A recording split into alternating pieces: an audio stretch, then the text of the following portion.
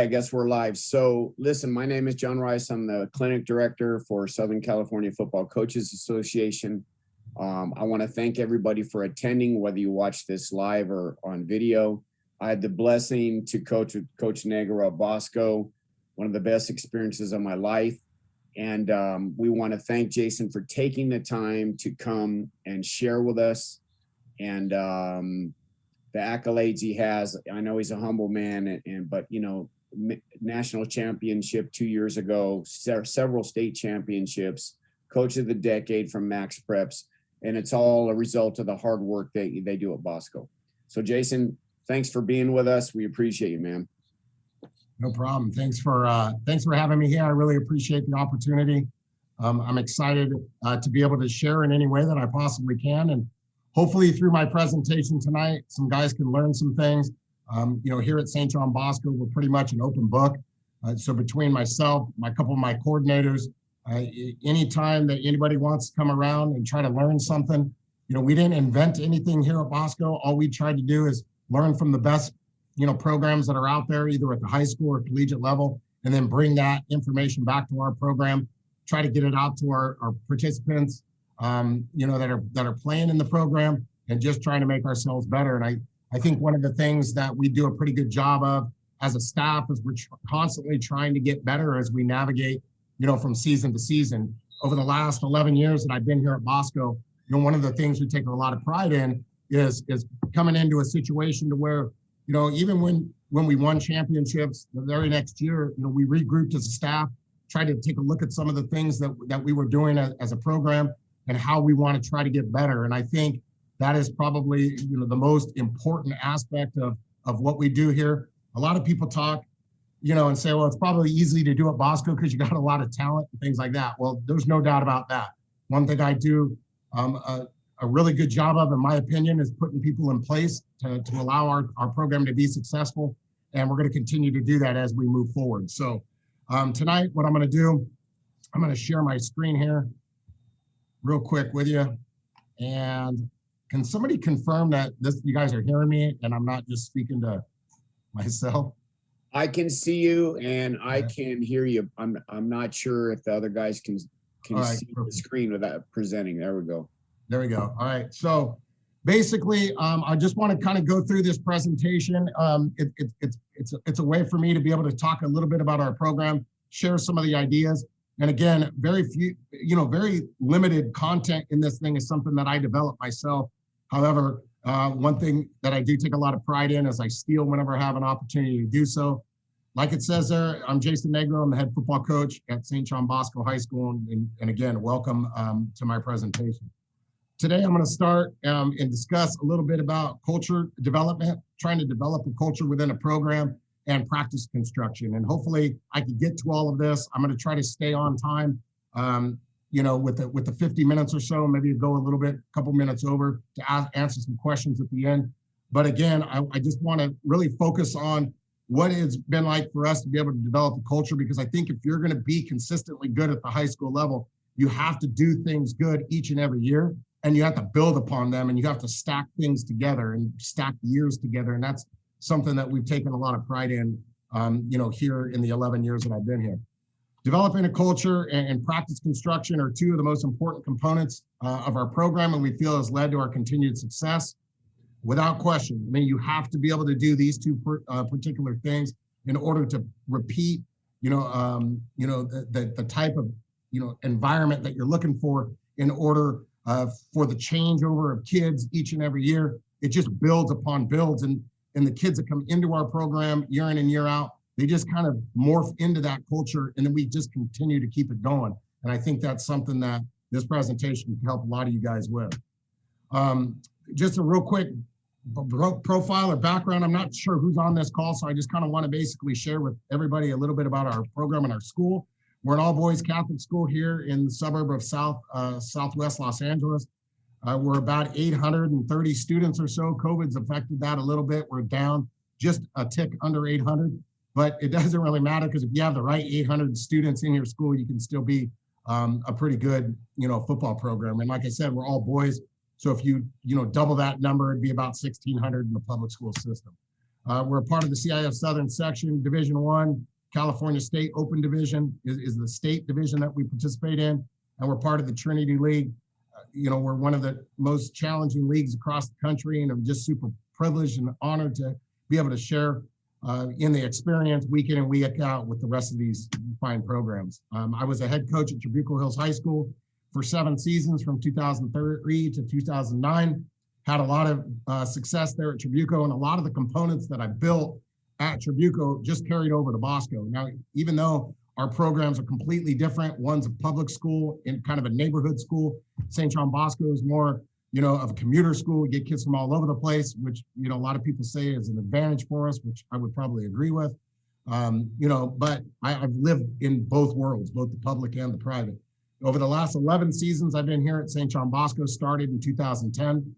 When we started the program, we were in the midst of a 7-year playoff drought. School hadn't been to the playoffs in 7 years. And over the last 7 years, we've played in the CIF Division I championship game. So I think we've come a long way in those 11 years. And I'm really happy about what the future holds for our program and all the success that we're going to have as we move forward. I got my email, our Instagram, Facebook, and in our Twitter account there. If you want to follow what we do, again, I think social media is one of the greatest ways to kind of spread the information. Myself and a couple others are the ones who kind of monitor our social media to make sure that the content is always out there. But if you're building a culture, it's got to be in every aspect of the program. It can't just be what happens on Friday or Saturday nights. It's got to be in everything that you're, responsible for as a head coach. Building that culture is super important. So I'm going to give a real quick disclaimer. Anytime I have an opportunity to go through a clinic or go through a presentation like this, I want to put a disclaimer out there. Our football program at Bosco has its share of advantages and disadvantages. And a lot of people think, okay, if you're at a private school, you have no disadvantages to anybody else. Well, that's not entirely true. We have to struggle just like a lot of people do in terms of enrollment, the kids paying tuition, some of the discipline issues here at Bosco. The rules are a little bit harder, so not every kid can kind of fit the culture, not only of our school, but of our program, so it makes it challenging. But I will say that the platform at Bosco is unique, and this presentation can be applied to any program, whether it's public or private. The second thing is that the principles and the ideas that will be shared have produced equal results. So the things that I've implemented at the public school have also been implemented here at Bosco, and there's a lot of carryover, like I said a couple minutes ago. You can be successful not only at a small school, at a large school, at a private school, at a public school. There's a lot of opportunities for you to apply some of the principles that I'm going to talk about today. And it doesn't necessarily have to be high school. Let's say you're a grade school coach, 7th, 8th grade coach, you're a youth coach. That's kind of where I started my career as coaching 7 and 8 year olds back when I was 19 years old.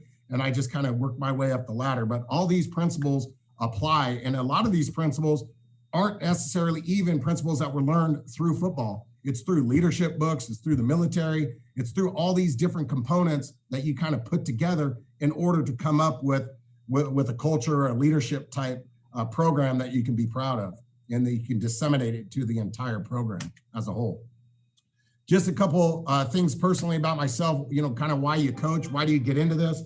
It requires a commitment to teach and inspire athletes to set and achieve team and personal goals by simultaneously developing the all-important necessary ingredients to win. That's the ultimate goal, is to try to go out there and win as many football games as we possibly can. And that's one of the things that drives me as a coach. Each and every year, you're only as good as your last game. Well, right now, we're 0-1 in our last game. So I'm motivated to go out there for our next one and see if we can figure out a way to win a ball game. The next thing is, I believe coaching involves people, not just schemes and strategies. I love being around people. I think it's important for you to understand that as much X's and O's as you possibly know, if you don't have the components and the people to be able to, get that information to the kids, or you don't hire coaches that can teach, not only on the field, but in the classroom in terms of film and media type things and what you're trying to get your kids to understand, you're not going to be very successful. And I don't care how talented your student athletes are, if you don't have the people that can give them that information that they need in a systematic way, you're going to struggle, and that's something that we take a lot of pride in here at Bosco. regardless of the level of the sport chosen to coach, coaches first and foremost are in the people developing business.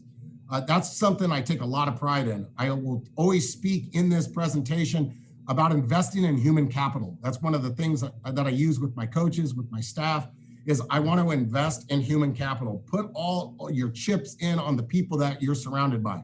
And it's not just your coaching staff, it's also the support staff, the training staff. It could be your parents, your players, all the community, your alumni, any stakeholder that is close to your program. Those are the people who I feel that we have to develop and make sure that they understand what we're trying to accomplish. Because this is a holistic approach, and you're just going to break it down into little phases. And we'll talk about that as we move forward. The next thing is, through your career, you're going to be presented with situations that are way beyond X's and O's. You're going to be challenged in ways that no single coach or clinic conference could prepare you for. And I like to say that I thrive in these opportunities.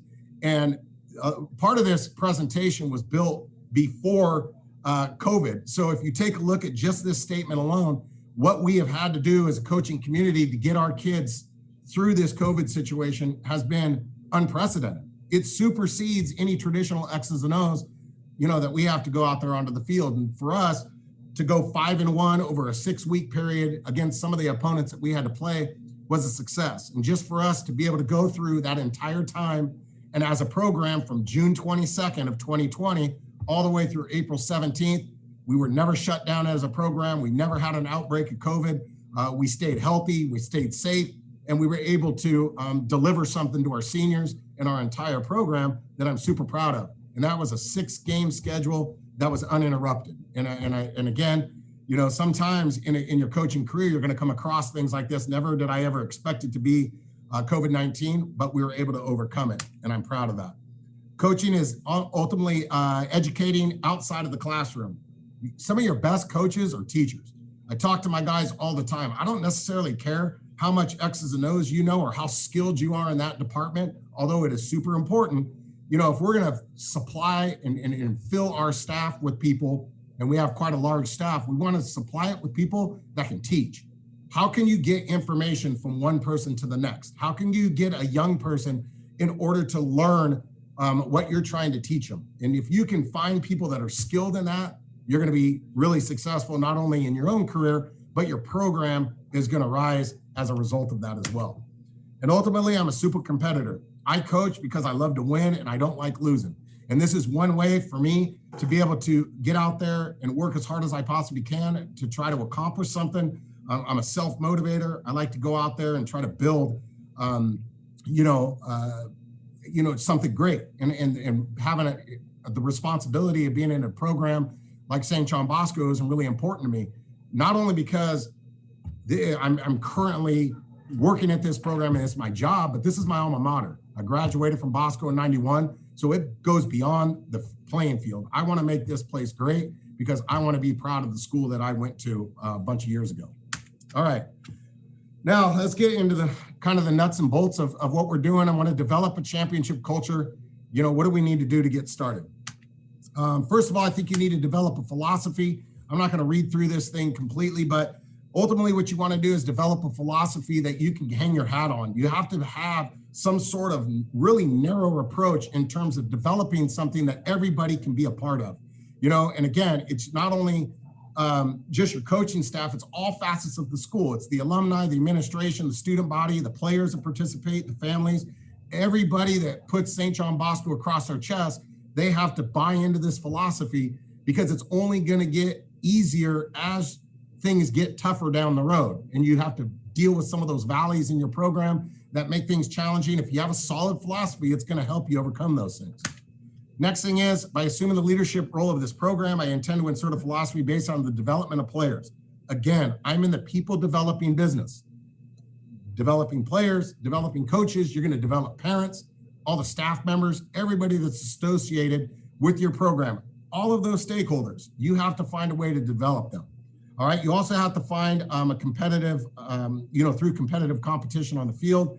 You got to maintain a balance between the 3 ideals, which is being great citizens, in the community. They have to be great in the classroom, and they have to do, excellent things, on the playing field as well. I think Bosco puts our kids in a position to be able to do that. Continuing on, the philosophy embodies a commitment from all aspects of the program. Whether we're in the weight room, we're trying to be great. We're in meeting rooms, we're trying to be great. If we're doing a community service project in the community, we're trying to be great. We're trying to represent ourselves based on this philosophy, because that's ultimately how people are going to perceive your program, and the culture that people are going to come into it is going to be defined by that. Continuing on, along with the philosophy, you need to create a mission statement. What is the mission of your program? What are you trying to accomplish? Well, I think here at Bosco, we're trying to be an inspirational and highly enthusiastic environment for each and every student athlete here at St. John Bosco. Not just the football kids. We also think about the kids that are in the student section. We think about the cheerleaders from our sister school over at St. Joseph's High. We also think about the band, the ASB. Anybody who's associated with our school, we want them to be proud, right? We want to put together a highly enthusiastic environment that everybody can celebrate on a Friday or Saturday night, right? The program is going to emphasize the importance on development of fundamentals, techniques necessary for positive experiences in football, which ultimately is going to carry over to life. And I think that's something that's really important for people to understand as well. And through this participation in the program, each student's going to learn lessons in hard work, pride, teamwork, and tradition. That's really important. We want people to be proud to be a Brave. We're St. John Bosco Braves, and when we, break it out at the end of the day with, family on three, it means something. You have to be proud of the institution that you're participating in. You have to be all in. That's something that we take a lot of pride in and we work at constantly in order to develop not only our players, but to build this culture that you're looking for. It's important. All right, so how are we gonna do that? We're gonna look at 4 things tonight. We're gonna build a culture and through leadership. I think that's the biggest way that you can build a culture is it starts at the top. And then basically it's a trickle down effect, because if you empower those people that are in your program to be leaders within their own department, you're just building a culture of highly skilled leaders, and you're building a culture of highly skilled quasi head coaches at each and every department. And that is really, really important to me. Leadership is the primary ingredient for building a championship culture in a competitive environment, right? It's important. I got to move this out of the way so I can read. It's really, really important. This facet, especially significant in building the culture within a sports organization. Sports has to have leaders. You can't just go in there with a bunch of soldiers. You have to have some people that are in charge of something in order to get people to move in the direction that you're looking for them to move in, such as a high school football program. So first of all, how are you going to define leadership? You got to define it by building a culture, or leadership within building a culture would be defined in a variety of different ways. It's also the function of a leader to develop this culture. It's the prime responsibility of a head coach to build the culture which he is looking for and seeking, and people will want to try to gravitate toward. All right. So if you understand that that's a responsibility, it's fairly large, then you got to make sure that you're hiring good people and you're empowering them to do their jobs, right? You have to look at the qualities of a leader. When you go out to hire people and you're going to bring people into your program that are going to represent you as the head coach, you better hire people and you better examine the qualities one must possess to become an effective leader. Can they communicate? Can they problem solve? Can they do these things that are going to be, important for them to be able to work with young student athletes? At the beginning of this presentation, I talked about us developing student athletes, developing young people. So you have to be able to put yourself in position to hire people that are effective in doing that, right? In a sense, you're hiring leaders of all these different departments in order for the entire corporation to be successful. Leaders are the primary force behind programs culture, because those are the guys that are going to buy into what you're trying to sell. And if you can get those guys to buy in, and those guys can get others to buy in, then all of a sudden it's a domino effect. Everybody starts to just believe in one central theme, and that goes back to your philosophy and your mission statement. That theme is super, super important. Why is it important, especially in sports? Well, because we're coaches, for one. That's the first thing we have to do. But I don't think there's a greater area or greater platform other than in youth sports to be able to create and develop young people and develop a culture that is successful. Leadership and building a supreme culture in sports are the most important ingredients for long-term success, right? It's so important in high school because no 2 years do you ever have the exact same football team? Never, because kids graduate, kids leave your program, kids transfer into your program, kids, play football, they stop, the coaches leave, they move on, right? So if you want to have a consistent theme and you want to be able to have long-term success, because I think that's what is the measurement of a really good high school football coach, is who is the guy that can do this over a long period of time? Well, it's the guys that build a culture that can sustain itself. And then some examples of leadership, we're going to take a look at that as well. Who are good leaders? I have my set that I believe in. Each and every one of you guys as coaches should have your set as well. And then at the end of the day, you're going to develop your own leadership skills based on all these other people and what they've been able to do. And you're going to model your behavior off of theirs. And you're going to come up with a universal, kind of belief system that you're going to be able to disseminate through the rest of your program, that it's going to be able to carry on year after year. So first of all, defining leadership. How do you do that? And how do you use leadership to develop this culture? Some of the most influential people and powerful people in the world define leadership and how it pertains to building culture. I'm a learner. I said that from the very beginning. I go out there just like all of you are on this call, trying to learn from people that have done it and been successful. I don't pretend that I have all the answers, but I will say this, I'm never going to stop searching to try to find all the answers, right? And that's something that I think is the reason why we're going to continue to be successful here, because I'm going to continue to grind it out to go learn from people to fix some of the problems that I have in order to overcome some of those deficiencies, so that way they don't creep up on us in the biggest games of the season. So let's take a look at these. One of the guys I think is tremendous in leadership is Harry Truman. He said, which is really cool, that leader is a man who can persuade people to do what they don't want to do or what they're too lazy to do and they like it. Well, I'm pretty fortunate here at Bosco because most of the kids that are in my program are already high achievers. These guys are at this school because they know that they're stepping into a culture that it's kind of an eat or be eaten type culture in here, in terms of it's really competitive and you're going to get swallowed up real quick if you don't come in with the right mindset. And if you're not looking to go take someone's job, someone's going to take your job. That's kind of what we've been able to build here. So, some people in the program that I was at before, I had a bunch of kids that just liked playing football. They weren't really necessarily committed to it. So how can you as a leader get them or persuade them to do things that they may not necessarily want to do? Show up to the weight room 5 days a week, come in on Saturdays when it's 95 degrees out, go into meetings for 45 minutes, have a 3.5 hour, by the time you start your meetings to the time you end your practice, that type of the day, to make the commitment. A lot of people are lazy. They don't want to do it, but that same lazy guy might be somebody who's going to help you win. So I think this is pretty poignant in terms of leadership. Always use the military. They use some of the greatest cultural development pieces can come from the military. Leadership is the art of influencing people in such a way that they'll win their obedience, confidence, respect, loyalty, cooperation, and achieving common goals. The common goal is to win each and every time you step out onto the field.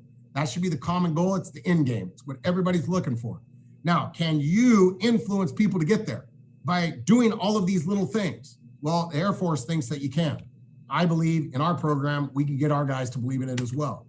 John Wooden, one of the greatest leaders in all of sport at any one time, defined leadership as the ability to get individuals to work together for common good. Again, there's that term common. Anything that you have to do in association with a team, it's about a collaborative effort. It's common good, right? It's common goals. Everybody has to share in those for you to be successful in your program. To receive the best possible results while at the same time letting them know that they did it themselves. You don't want to take all the credit for, as a coach.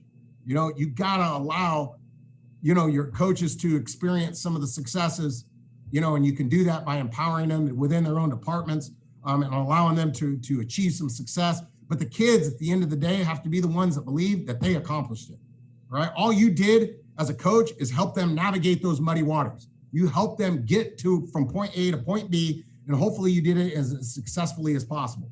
And I think that's important for you guys to all understand, and I certainly believe that within my own program. Second thing we talked about, and again, these are 4 things that I think are important in terms of developing a culture and using leadership as a vehicle to get you there. What are the qualities of a leader? To be an effective leader, a person must embody specific leadership qualities to separate them from the ordinary. All right, don't want to be ordinary. Nick Saban, said it best. And one of the things that he talks about, he's one guy that I always like to refer to. He always talked about, ordinary people or moderate people don't like high achievers, and high achievers don't tolerate moderate people.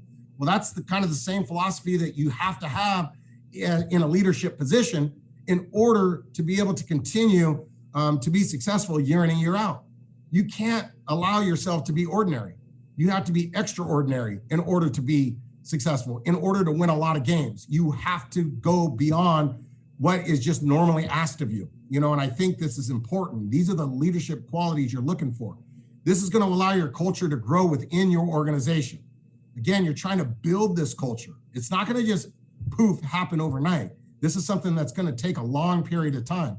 I'm 11 years in here at St. John Bosco, and I still don't think that we've even scratched the surface on how good this program can be. I believe that we still have so much more room that we can grow and we can develop. And if we continue to search for this perfect culture that we're trying to build, we're going to eventually get there. And hopefully it'll be before I retire. All right, qualities of leaders, empowering others. You got to make sure that you allow people to share in this success. A leader encompasses the ability to empower those around them to achieve their goals. Your defensive coordinator has goals within his own system. Your offensive coordinator has goals within his own department, his own system. You want them to achieve their goals, and it's your responsibility as a head coach to help them get those, all right? And that's the ultimate role of, kind of the supreme leader of a program, is to empower those others around you in order for them to get there. You want to be, it's the first step in building a championship culture. Got to empower those people around you. What are the characteristics? Players, coaches feel a sense of belonging. They believe that they're making a difference. You always have to make sure that there's a belief in there. I am making a difference. I'm the worst player on this football team, but when I suit up on Friday nights and I'm standing on the sidelines, there's something that I can do in order to help this team win, right? And that might be just screaming at the top of your lungs, supporting your guys, picking each other up, making sure that their teammates know that you have their backs. You have to make people feel that they're making a difference. That's, again, trying to build that culture, build this whole belief system that you can't be beat by anybody. And even when you are beat, it's going to allow you to pick the pieces up when you get ready for the next game, all right? They can develop a sense of pride and exude more confidence when they're part of the greater good, all right? Again, empowering others to make them feel that they are the ones responsible for this greater good is going to make them continue to do that and continue to get better. They feel that they're more committed to the team, which is going to inspire motivation throughout the organization.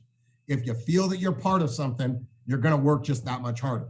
And then if you can do that with 2 kids, it's going to spread to 4, which will spread to 8, 8 spreads to 16. And then before you know it, you have a practice of, 75, 80 kids, within your program that are working all for the common good. And that's ultimately what you're trying to do.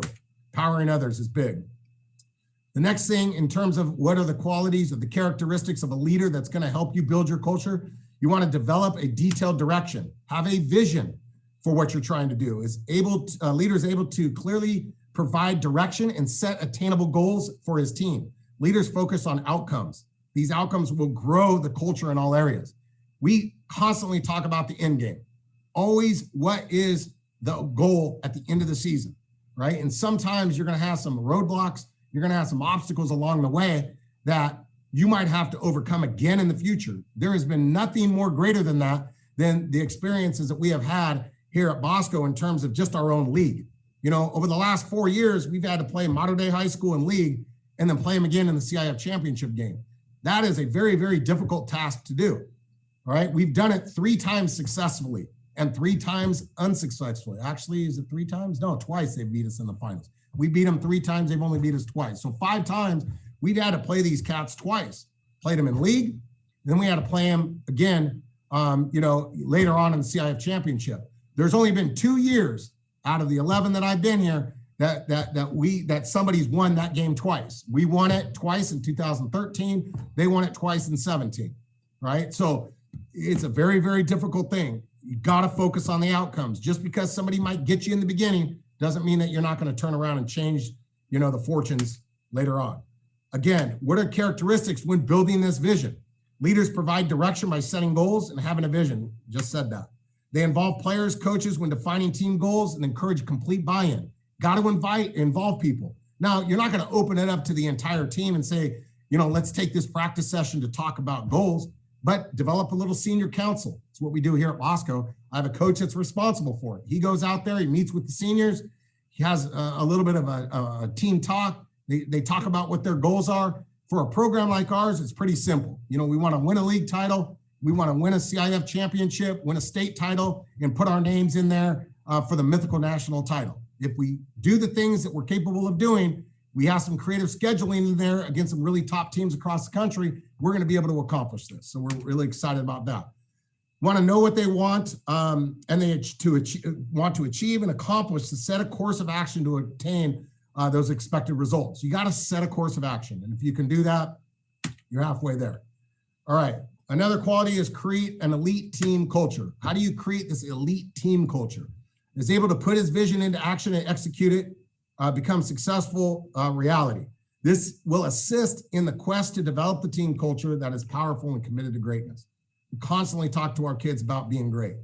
And if anybody's on here that knows anything about our program, you can validate that. We constantly are talking about being excellent, being great, being elite, and it's not an arrogance thing. And sometimes people can misunderstand that and think, oh, Bosco is just a bunch of arrogant guys. They talk about being great or being perfect or this or that. Not true. All we're trying to do is just develop that mindset that when we step on the field, we're as good as anybody that we're playing against. And we've played some teams that have been more talented than us, and we've actually won those games because our kids don't necessarily know that they're more talented than us, right? Because they believe that they're great within themselves, all right? What are the characteristics? Team must show interest in the individual's achievements and successes. It's a shared interest. That's really hard at a program like ours because we have so many kids that are scholarship type guys. So sometimes those kids only think about themselves. They're dig me guys, they dig themselves. They don't dig the team. Well, there's got to be a competitive balance between the team goals and the individual goals. You have to be able to celebrate both. You have to be able to recognize both. And if you can do that, those individuals will recognize it and they're going to work harder to make sure that the team goals are met, because ultimately that's going to define who they are as individuals. Does that make sense? So hopefully you guys all understand that. Demonstrating pride in the accomplishments in both team and individuals builds a strong cultural bond. That's what you're looking to do, all right? Pride in the accomplishments of the entire team. And even if it's an individual accomplishment, the pride is there. And then they're all going to celebrate when the team goals are achieved, regardless of their level of role or the outcome of these goals. So when you win a CIF title, everybody gets a ring. Everybody that contributed is going to get a ring. They're all going to share in that, whether it's the last player in your roster or your five-star guy that's going off to play at a Power 5 school. Doesn't matter. They're all going to achieve those same end results. They're all going to achieve those same accolades at the very end. It's important.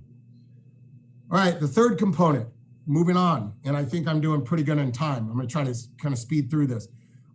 Leadership is essential to build culture in team sports. There's no better way to build a culture of successful people and components than through team sports. I'm a firm believer in that. It's one of the reasons why that I decided to go into teaching and coaching, because I wanted to be a part of making other people as talented as they possibly can be, all right? And that's important. It's a quality of character. When developed, it can last a lifetime, well beyond the time that they're played youth sports, and its positive effect on those who can master it. It's gonna help them in their lives, with their families. It's gonna help them in their marriages. It's gonna help them in every aspect of their life, whether it's in the workforce or whether it's in some sort of service. Whatever they do, develop these cultures and these characteristic traits through your team sports and through the culture and leadership that you're showing is going to help them for a lifetime. All right. It provides motivation to others. Leadership in sports can provide a valuable motivation for team members to do their best, never give up or succumb to bouts of disinterest or being content. As in other areas, this will help the culture that's infectious throughout. Sometimes you're going to develop situations where things are really bleak, but developing a culture within a sports program is going to allow motivation to happen to overcome some of those difficult times. And I think that's something that you have to constantly talk about within your program, all right? No one's going to go undefeated every single year. I mean, even the great De La Salle teams only did it for 151 straight. Then at some point they lost a game. They had to pick it back up. They had to go on another streak. So no matter what, no matter how great you are, you're going to suffer some failures, and you have to find a way to motivate yourself to get past those. What are the characteristics in this? Good coaches encourage and motivate. Great coaches motivate through love and get them to get every ounce of attention and energy from their athletes. They can get people to do all that they're capable of, and they can enjoy it, right? We don't want to necessarily make it such a grind that they're not enjoying themselves, right? You want to make this where it's enjoyable. We always talk about that all the time. Football is fun, it's exciting, and all these things are great if the end result is a successful one, or if the process at which you went to achieve those results is a successful one. You got to really focus on those things. Being able to motivate coaches, players alike, can develop leaders and improve their leadership skills. All right. Like I said, I'm, the leader of the top of the program, and then it trickles down to all the different areas. Our head athletic trainer in our football program is a leader of her group. She has to be excellent through every week of practice in order to get our athletes back out onto the field. It's important for her. My football operations manager, it's her job, it's her responsibility to make sure that the communication between the coaches, the parents, the colleges, the teachers on campus, and all the areas she's responsible for, in order for us to be successful. She has to do a good job. She has to be a leader of her own department. She's in charge of our student managers, both from St. John Bosco High School and our sister school, St. Joe's. She has to make sure that she develops that little cultural bond with both schools in order for them to participate at their highest level on game nights as well. It's not just with the coaches and the players. It's all the other support people as well. This type of leadership style will clearly define what is expected by all and will aid in the ultimate team culture. That's what you're gunning for, to get an ultimate team culture. But it all starts at the top, guys. It starts at the top. And you have to take the responsibility and the ownership in order for it to get done. Okay. Another thing, it produces positive role models. How does that happen? Well, leadership and building championship culture in sports can develop positive role models in a variety of different ways. Athletes can take the leadership lessons they learned on the field and apply them to their lives off the field. You're trying to create good citizens. You're trying to create somebody who down the road is going to be successful in their own community, right? We want to develop a kind of like this army of individuals that are all operating with the same type of belief system, which they learn from your program. And they want to take those beliefs, and they want to take that system in which you implored to them when they were a part of your program, and you want them to do that in their own lives, right? And hopefully they're going to pay it forward to all the people that they come in contact with down the road. It's really important to do that. What are the characteristics? Positive role models, leaders. Leadership teaches athletes and the differences between right and wrong in every athletic situation, which can be applied to life situations. No doubt about that, right? There's good and bad. There's rights and wrongs. There's positives and negatives. You got to teach all of those so that way they can apply them to their real lives. Sports and athletic activities provide challenges for athletes unlike any other competitive activity. Its good character is built through positive experience in sports, right? Producing role models can be done if you can develop character within your student athletes. That's something that we're trying to do at all times. All right. Leaders must be ethical and display honest behavior, which can be developed in your athletes through sports as well, right? If you want to have a coachable kid, he's got to be honest. A coach has to be honest to a player. A coach needs to be honest to a parent. When you have a meeting or a sit down with a player and his parent, you have to be honest. You need to be ethical in the decisions which you are making, right? You have to do things that are in the best interest of the entire team, not what's in the best interest or the easiest decision to make as a coach. And that's sometimes hard to do. We had a situation this year where we're playing two quarterbacks with equal talent over the 6 weeks. First time in my career in 18 years, I've really been in this situation where I have two guys that we really couldn't come up with a way to separate them. So how did we have to manage that in an environment like we have here at Bosco? Very challenging, because people that send their kids here are all people with alpha attitudes. They want their kid to be the dude. Well, I had to be able to manage a football team and win 6 games with two guys that were both alphas, with two sets of parents that were both alphas. How did that be able to coexist within our team culture? Well, because it's more than just about the individual. It's about the entire team. It's about the other 22 players, that are playing in that particular game.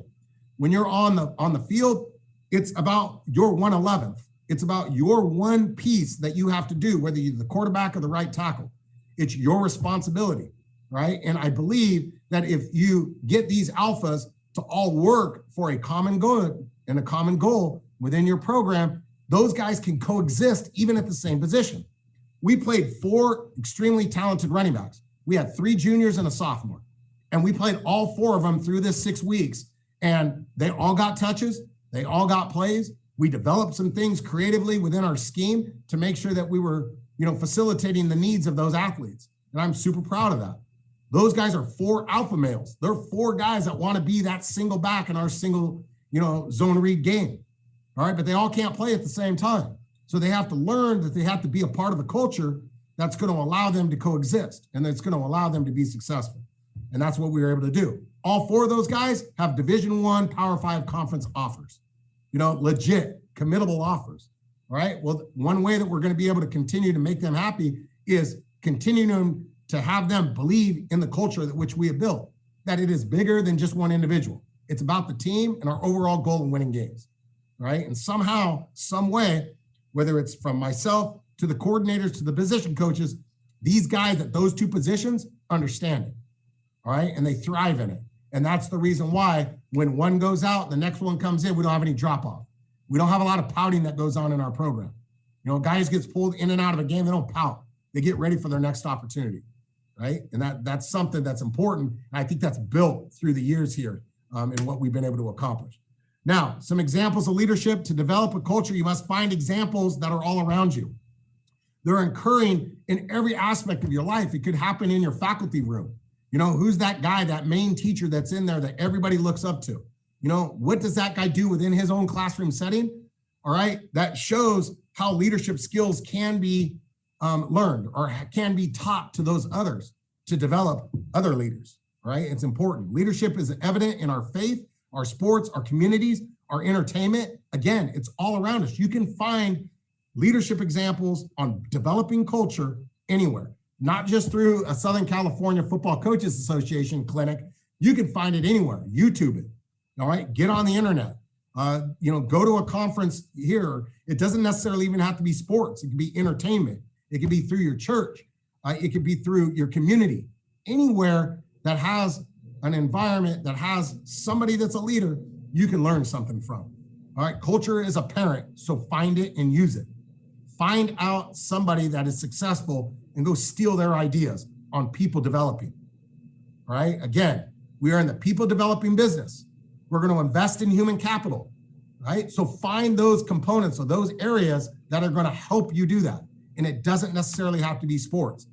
We're at a private school at St. John Bosco. I don't know how many people, are able to pull out Bible quotes and things like that. Some of the most profound lessons on leadership and how it affects culture can be found in the Bible.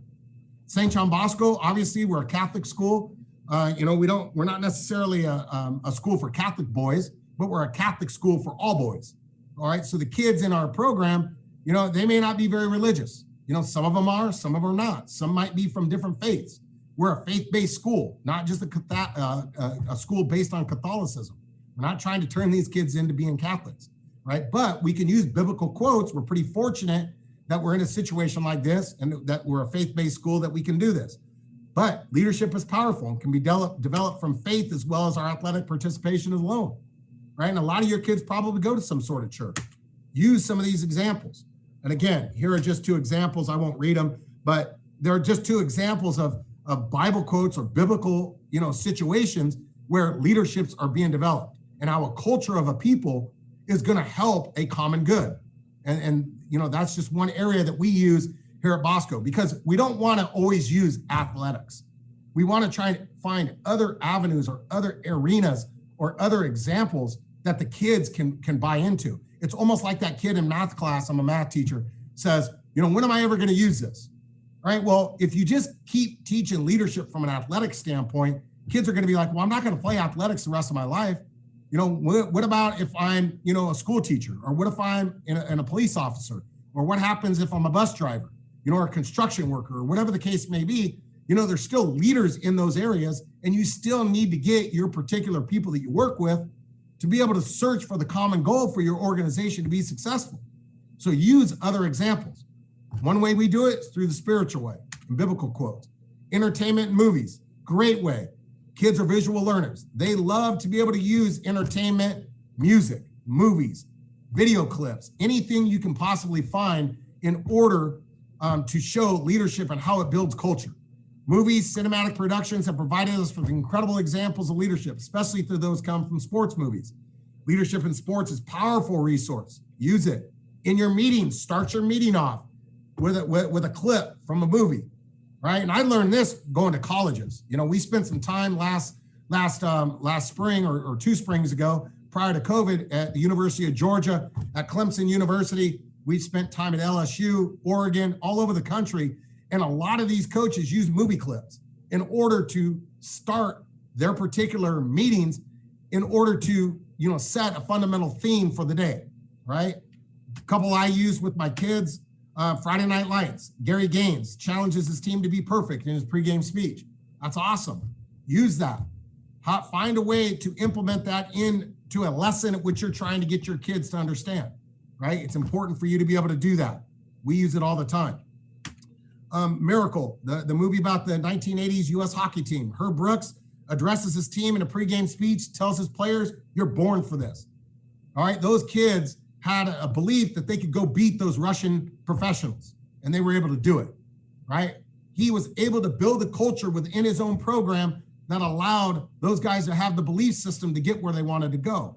And that's super important, right? It goes back to, if your guys just believe and have faith and understand that they have an opportunity to be successful, even if they're out-talented, they can get it done. And in the early days here at Bosco, we weren't as talented as everybody else, but we chipped away at the mental part of the game. We chipped away at the leadership. We chipped away at building a culture that everybody that came into our culture, it just by osmosis, they absorbed it. And by absorbing it, it just kind of grew and got bigger and bigger and bigger. And now it's this snowball rolling downhill that's out of control, and it's hard to stop. And anybody that comes in contact with it's going to get sucked into it. That's what you're trying to develop. That's what we've been able to do here at Bosco. And the reason why we've been able to be successful over the last 11 years. We've been able to play in 7 straight CIF championship games, which has never been done at the Division I level at the CIF Southern section in over 105 years. I'm proud of that. Now we didn't win them all, but at least we've been able to play in 7 straight. Gives our kids an opportunity. That's an expectation. It's a goal at which we want to get to, all right? Everybody within their own program can reach their, set of goals if you just, continue to work toward that and you implement some of these ideas. All right, let's go through some conclusions. And I think I'm starting, this is perfect timing. I didn't quite get to some of the practice stuff, but let me just go through some of these things. Leadership is a quality of character. It's a necessity or necessary for all coaches and athletic administration, regardless of the sport, to develop a championship culture. All right, it's so important. All right, and again, it starts at the top, guys. The role of a coach or athletic leader in athletics is so important for athletic development, for overall team success. Has to happen. Starts at the top, disseminates down through your program, and allows you to get to where you want to go. Leadership is the cornerstone for coaches and athletic administrators who are trying to build a winning culture in their program. Right? We're just part of the athletic department here at Bosco. I understand that I'm just a piece of it. I'm just a small little area that's trying to do the best job that I can to uphold my end of the bargain, which is to put out the best high school football team each and every Friday night that we can. When you look at any high achieving athletic team or program, you can easily identify the leader and the role that they might play in the overall success, right? You are the face of the program. It is your responsibility to carry yourself in a manner and do the things that are necessary to do for you to go out there and be successful. You can't just do it with talent alone. And that's a biggest misconception I think a lot of people have about the program we have here at Bosco. People will say constantly in the community, and I hear it all the time, Bosco is great because they recruit the best players. They have the best players in their team. They have all the resources. They have all the best money. They have the best facilities. blah, blah, blah, blah, blah, blah, blah. Well, that didn't all just occur overnight. When this school opened in 1940, we didn't have the best high school athletes here, right? Through the 40s, the 50s, the 60s, now all the way through the 2000s, we've had to continue to develop this philosophy within our own program, and it's going to attract people to come in. And we're certainly not going to apologize for that. We're going to continue to work hard in order to attract people to come into our program that's going to help us be successful. But even if you have a lot of talent, it doesn't necessarily mean it's going to equate to winning games. You have to go on beyond that, okay? Continuing on, leadership can be developed and taught. Firm believer of that. You know, there's a big, question out there, are you born a leader or do you developed into a leader? I think leaders are developed. I think guys get to a point to where they're going to assume a leadership role. Greatest example, as I wrap this up, our quarterback from the 2019 team, DJ Uiagalelei. DJ was special. There's no doubt that he is a special player at the University of Clemson, and he's one of the best in the country. But DJ didn't become a leader overnight. He was a very quiet, very humble, very unassuming young man. He's not very vocal. He's not going to stand up in front of a room and he's going to start talking to people this and that and try to be real charismatic and say, look at me and this is what I'm going to do. Come follow me. He's not going to be Mel Gibson in Braveheart and say, freedom and let's go charge. That's not who he is. That's not who he was. I will tell you this, at halftime of our 2019 CIF title game in the locker room, when I did my speech, when we were down, 28-5 or whatever it was, DJ got up, people spoke, people listened, and he turned into a leader that night. He learned how to become a leader through 4 years in our program, through maybe 5 years as an eighth grader, all the way through his senior year. He developed to become a leader. That was pretty special. He went and led us to 35 unanswered points in a CIF title. That's a pretty special individual right there. And that's one of the reasons why I think leadership can be developed and it can be taught. There are misconceptions say as leaders are born. I said that. I do believe that there's some coaching and athletes who are born leaders, but the others can be developed. All right. Now, I was going to go into practice construction. I think I'm a little bit over my time. John, can you help me real quick in terms of, is there an opportunity for me to answer questions? Yes, I think we have about 3 or 4 minutes before they have to cut off. But what I can testify to is Jason will get back to you if you contact him. He's very good about that. And before we go, Jason, I just want to say that I am a witness to Bosco's culture, and they don't win just because they have better players. And if you ever want to know about that, contact me and I'll be glad to tell you. Being part of that program changed me. They're the hardest working staff I've ever been around in 35 years in 4 states. Yeah, thanks, John. I appreciate it. I mean, we do work really hard. I like to absorb as much information as I possibly can from all those successful people that are around me. And I'm a byproduct of just, pushing the right buttons. I mean, I did not create, very much of this. What I've been able to do, though, is take all this information that I've learned through the years and to supply myself with some really talented people around me. John was a head coach and he come and spent a couple years in our program as an observer. And a lot of coaches might have been threatened by that and say, man, how are you going to let another head coach come into your program, just kind of as an observer to help out, do some coaching, and might worry about the decisions. Man, I bounced so many ideas off of John and said, am I doing the right thing? Am I making the right decision? There's so many times as a head coach, you need those people around you that are going to help you, get through some difficult times. John was great for that. I got another guy, Kyle Trudell, who's on my staff right now. He was a head coach at Cal High here in Southern California for 7 years or 8 years, brought him on. So I think if you surround yourself with people and you're not threatened by their expertise, you're going to be successful. It is no surprise, and John can attest to this too. The defensive coordinator on my staff, Chris King, knows way more about defense than I do. Stephen Lowe, my offensive coordinator, knows way more about coordinating an offense than I do. That's just the fact of it, but I'm not afraid or threatened by having really talented people around me. And we're going to all get better as a result. Because if our offense gets better, what happens to my program? It gets better. If the defense gets better, what happens to the program? it gets better. So, all tides or, rising tides raise all ships, not just individual ones. So if there's some questions, let's fire away.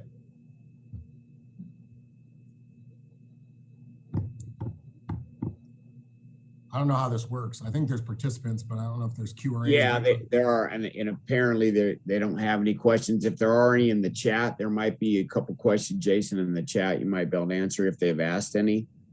And like I was saying, if there's not any, please feel free to contact Jason. He will get back to you. We want to thank him for the time and the passion that he showed in sharing something very important about creating leadership within your program. And Jason, thank you so much for doing that. We appreciate you, and we're wishing you the best of luck in the future. Thanks a lot, John. I really appreciate it. Anytime you guys want to reach out and spend some time, you're more than welcome to come and watch what we do. We're an open book. So if you want to come here and watch practice, sit in on meetings, sit in the weight room, anything, I'll share anything with you, because I just think that the more people that are successful, the better the games are on Friday nights. Thanks a lot, Jason. Take care. Right. You guys take care. Thank you very much.